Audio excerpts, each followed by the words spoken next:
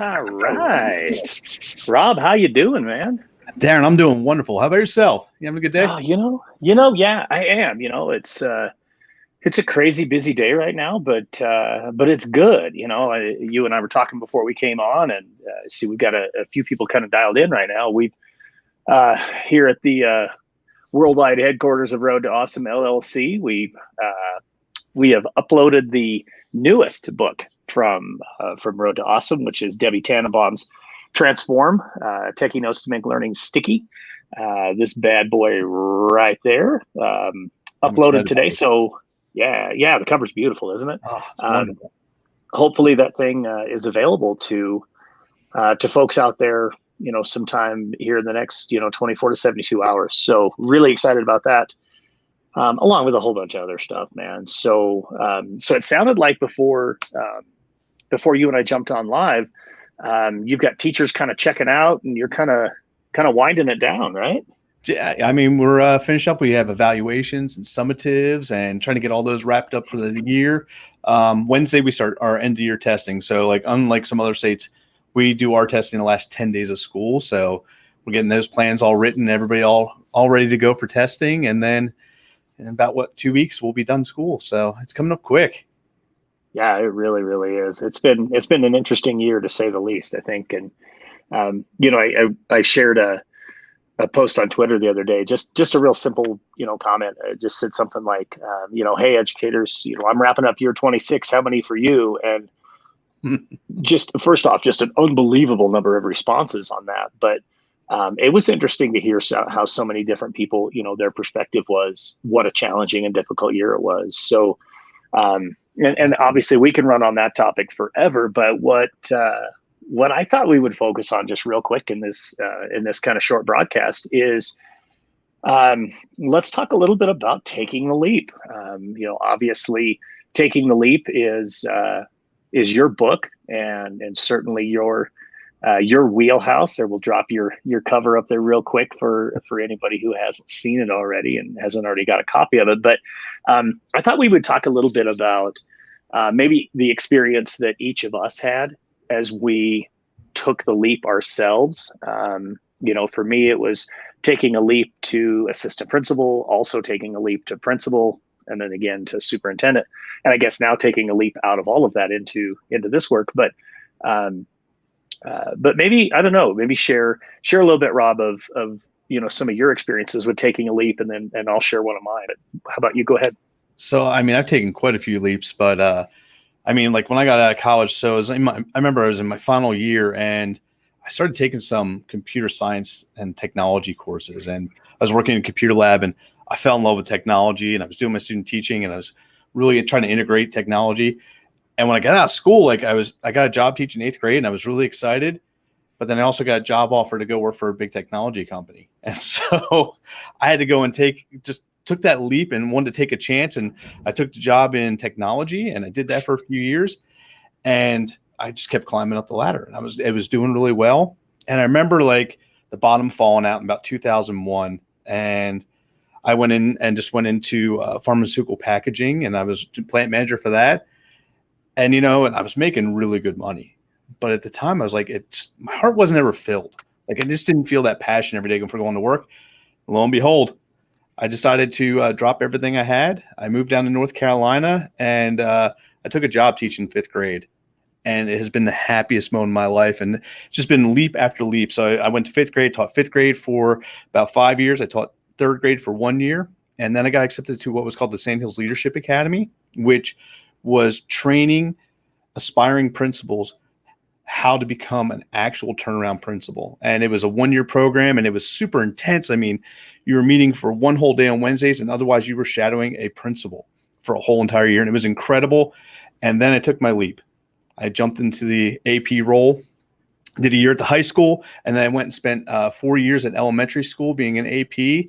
And I remember having a discussion with my wife. I mean, I was applying for principal job after principal job after principal job. And I mean, if it came open, I applied for it, and kept getting that, hey, like you got what it takes. You're going to be a really good principal one day, but this just isn't the right school for you. It's not the right fit for you.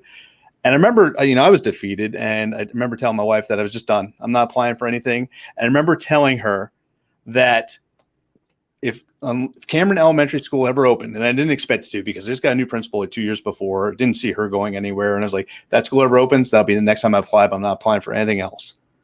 Well, lo and behold, that principal transferred to another county and that job opened. And I was like, I'm going to take a chance. I'm going to apply, and here we go. And I took that leap, and this was a perfect fit. This was the right community for me. It's the right school for me.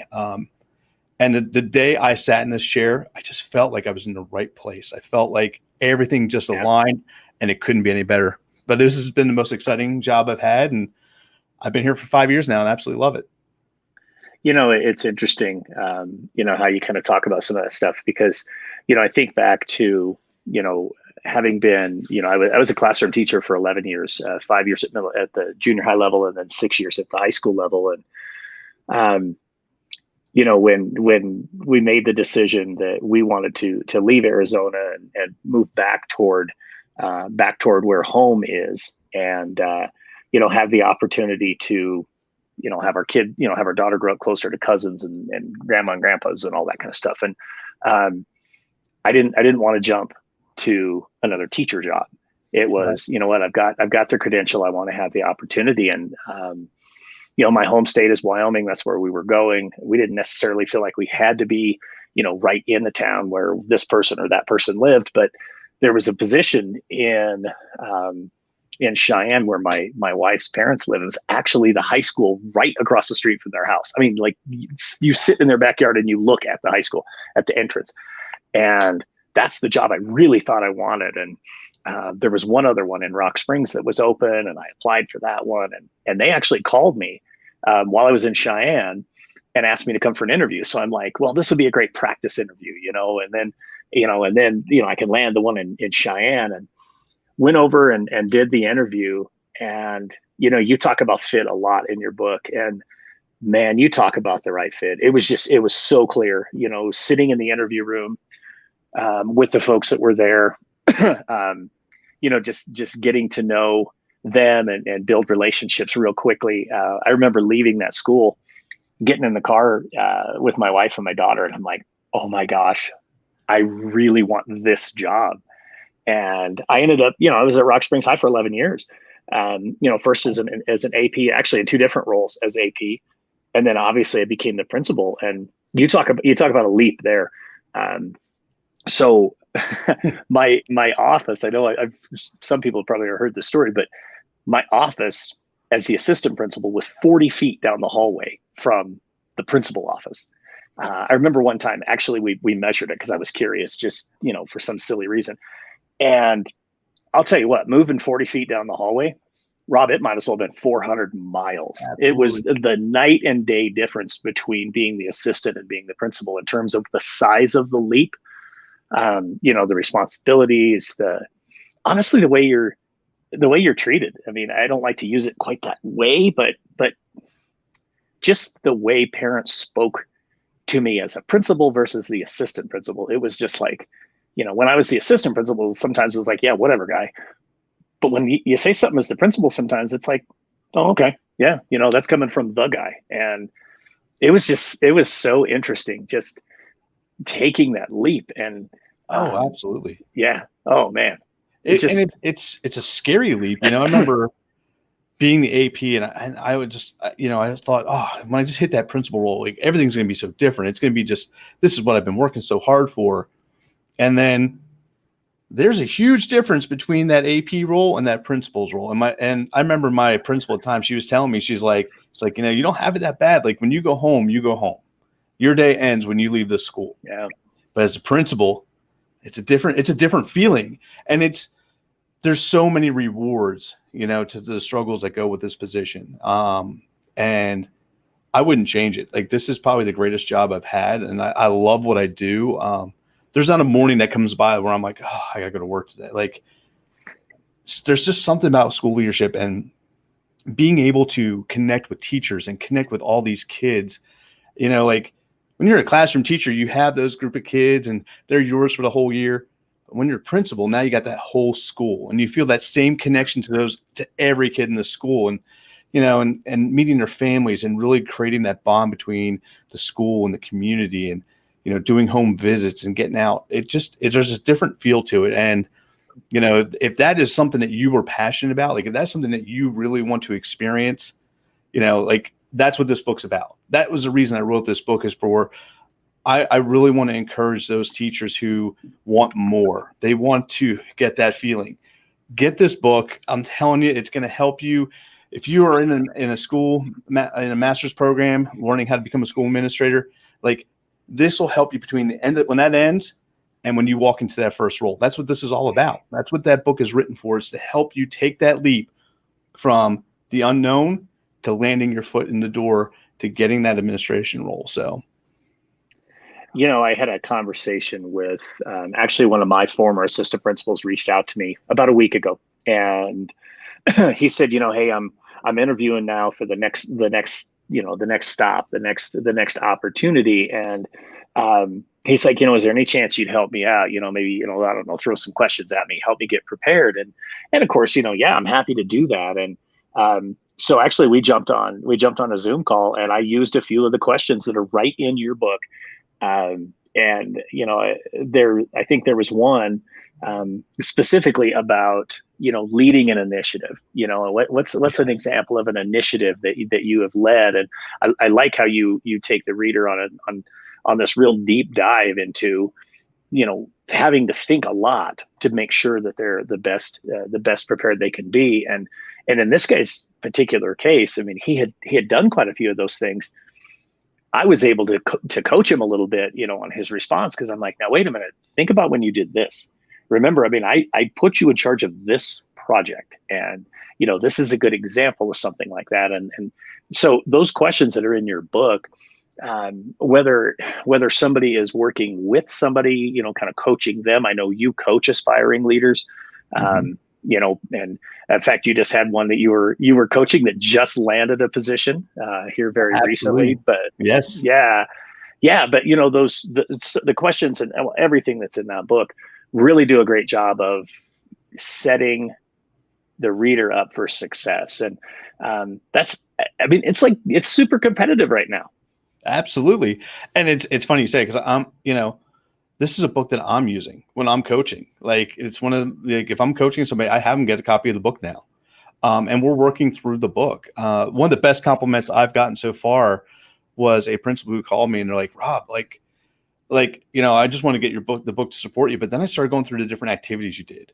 And it had me really kind of reflecting on just the different things of why I wanted to be a principal, why I wanted to get into this job. What is it that I really believe in? And it had them go back and kind of refocus on their core values and what they believed and what their mission and vision was, and really the why behind they got into this. And he's like, it was just, what a way to pick myself up at the end of the school year. He's like, it's been a long year that I've been struggling with. And he's like, just taking the time to go through the stuff in your book has really kind of recharged me and got me re-energized. That was one of the best compliments I've gotten about the book. It was just like, because that's what I want people to do. I want them to feel that passion again that they have for this position. Absolutely. And well, I can tell you, obviously I got the behind the scenes look, with the book as we were going through the process and the editing and getting the book built and everything like that. And it charged me up. There was a lot of really great things that really stood out to me. And what I really love, there's so many pieces of it. And I hate to make it sound like, oh, I love this and I love this and I love this, but having those small vignettes or quotes that came from so many other people in the role, I think there's a great one right at the very beginning from Adam Welcome that just really just, he just encapsulates the whole thing. And obviously, pieces in there from a lot of those folks that are heavily or could be found in most of our PLNs.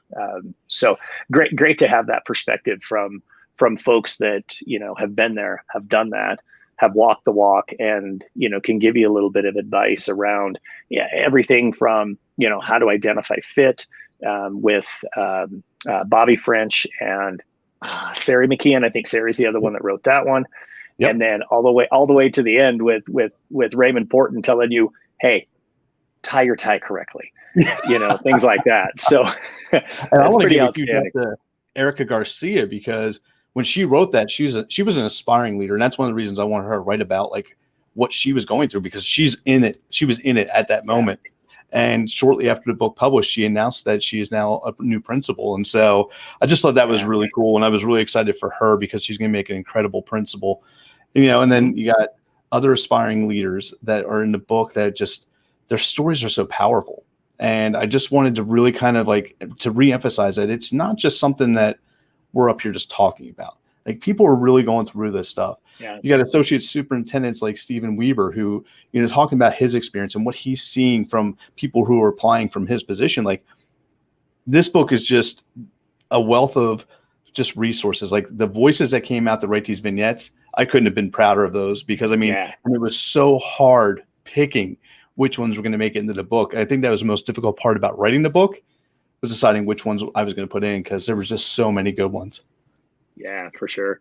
So as we look at, the 17th of May, and we're deep into that time right now when new leaders are making that leap into these new roles.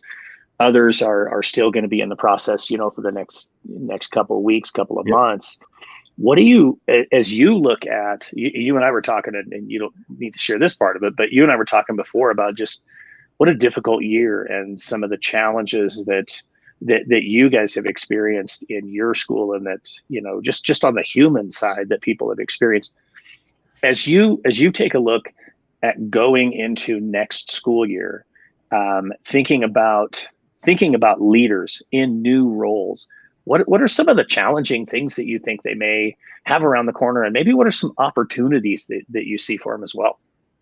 I think people really got their eyes open to that self-care piece, how important it is to take care of yourself. And like, it's, you're encouraging students to that social emotional learning. You're making sure that the social emotional needs of your teachers are taken care of. But it's so important for you as a school leader to take advantage of those same things, to make sure that you're doing things for you, and that you're taking time to take those breaks and to get out and just kind of recharge and re-energize. That's so important, whether it's reading a book at night, or it is getting to the gym every morning, or going out for that evening walk or run. Just finding that time and making that time, being purposeful, setting those boundaries. But there's just so many opportunities, because a lot of people who have those years of experience in this position, this year has burnt some of them out. And so you're seeing a lot of people transitioning into new roles, or they're either moving up, they decided it was time to move on.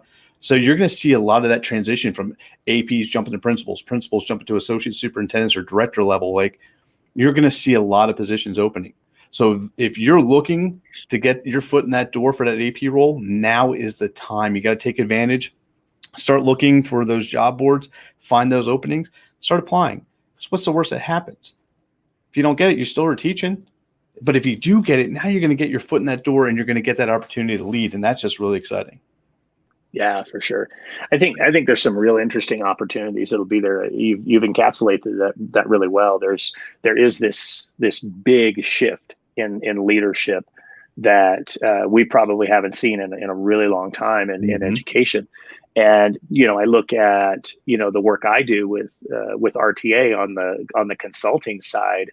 There are so many folks that are going to be new into their roles, and I had a conversation this morning with someone that I'll be coaching, and her big concern is, she's got a brand new AP, she's brand new to her principalship, and it's how do we get on the same page so that the message that we're carrying, you talk a lot about mission and vision. For me, it's about clarity of purpose, and they're the same thing. We just choose to talk about them a little bit differently. But how do we make sure we're in alignment, and then that okay, this is what we want to do, and now we're aligned on this, but then we need to make our behaviors and our choices and our words match with that. And so to me, I think one of the big challenges with so many brand new leaders in their roles, they're going to struggle just like I did with, hey, I want to go be the instructional leader, but then there's all this other operational management stuff. And how do I do all the things I just talked about while at the same time keeping my head above water. I mean, Yes. you can only breathe through a snorkel for so long, and so I will make a shameless plug for both of us, this guy over here and me, um, for leadership coaching, because I think it's going to be a really important thing, for especially the new leaders in their roles, just to have that outside perspective of, okay, focus on here, focus on this, and just help keep them, in a place where they can be successful. Absolutely. And, it's amazing. So I don't know about you from your coaching experiences, but like the thing I'm finding a lot is, how do you answer these questions? How do you work through the questions in your mind? So, like I hear a lot of people talk to me like, Rob, I feel like when I'm answering the questions, it gets so lost in the weeds. Like, and then I'm like, like, does that make sense? Or like, where was I again? Like, you get so caught up in just your own thoughts. So it's really working through them. And it's just so important to, that's what coaches are for. Just like in baseball or football or any other professional sport, like you have a coach there who's working through and showing you, hey, okay, here's a little gap. Here's what we're going to work on to go and fix this. And here's what we're going to do so we do it better. And, taking advantage of a coach to help you. So you're getting that practice you need of answering questions. You learn how to properly answer the questions, and you understand what your stories are. What are your experiences? Where are my gaps in my experiences? How can I fill them? Just so important. So take advantage. I mean, like, and again, that shameless plug with this guy right over here, like you want to go and find yourself a good coach. And if you're not comfortable, hey, it doesn't hurt to reach out and just have that conversation. It's well worth your time. Yeah, without question. For me, that was like the transcendent moment, when I made the leap to that principalship. That first year, whew, man, it wasn't even a snorkel. No. If I had been trying to breathe through a snorkel, there would have been water coming down the tube, man. But that second year, my superintendent was gracious enough to get leadership coaches actually for every one of us, and I'll never forget, the conversation. I could walk you right to the space where the conversation took place with Tom, my coach. And he's like, Darrin, you got to quit being a firefighter. It is time for you to be a leader. And, here I am trying to put out fires and deal with this and deal with this. And there's like 17 notes on my little push pin board. And he's like, no, let's go into the classrooms. That's where you need to be. This will still be here with you. Absolutely. When you get back, let's go focus on what really matters. And I think that's probably why I'm so passionate about the leadership coaching, because of how it impacted me as a leader. I know I would have never been the leader that I ultimately have grown into had I not had that experience. Absolutely. And I mean, I was telling you all about the St. Hills Leadership Academy at the beginning of this. And like, what's amazing is I am 10 years out of that position, and I can still call any one of them and they will be at my school the next day helping me out. Like, it is just so wonderful having that person you can call and ask any question to. There's no judgment. Yeah. It's okay, here's how I can help. Just like you were saying, like, you stop putting out those fires and let's get in the classroom and start doing the real work that needs to be done. Like, that's what sometimes is really important. And sometimes in this role, we can get so caught up in the everyday things that we forget about, hey, this is where we need to be. This is what's so important. And I just, having those great people around you, like, hey, I still reach out to you every now and again going, hey, what do you think about this? What would be your suggestion for this? Yeah, we don't know everything. Absolutely. Yeah. Oh yeah. Yeah. There's I have somebody that I can do that with too. And he and I actually talk about it still 2 or 3 times a week, both of us, being in superintendent roles, and whether it's, I need to vent, or, hey, how are you handling this? Or, what do you do when you have this situation? Or, you've always got to have somebody too that you can call and go, okay, buddy, there's no way you can top this story, And that's my Jeff Prickett, man. He's one of there you go. Yeah. Absolutely. One of the awesome authors. I call Jeff Prickett with those same type of story. Like, man, listen to this story. You weren't even going to believe this. Mm-hmm. Right. Yeah. Yeah. Eric Lillis and I have been playing that game for probably 15 years. We call each other, dude, you're not going to believe this one, but yeah. So, this was great, Rob. I'm glad we had an opportunity to get together and just share some thoughts and share some stories. I will, maybe drop it out there too for folks that, this is going to become something here fairly soon that Rob and I are going to do through the course of the summer. We'll be putting together essentially kind of our own leadership road trip and sharing some just some different topics related to school, related to leadership, maybe even just related to summer road trips. So we'll be looking for that early in June.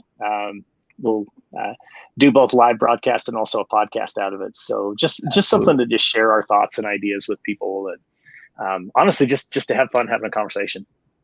And that's what it's all about. It's just getting together and having a conversation. Just, hey, there's a lot to learn, and we don't know everything. And I'm looking forward to hearing what people's questions are. Yeah, for how sure. we can help. Yeah, absolutely. It's what it's all about. I got to give you a lot of props because when you did this, you did it right the first time. I went the right, I've been on StreamYard now for I don't even know how long, a year with Bradley and Frank, and yet I still can't get that right. And you nailed it on the first try. So good work there. So again, I learned by watching you. I saw you and I was like, okay, make sure you get this right. Yeah. So that's how coaching works. You demonstrate, both the right and the wrong way, and then let somebody choose. So again, the book is Taking the Leap, Field Guide for Aspiring School Leaders. It's available on Amazon.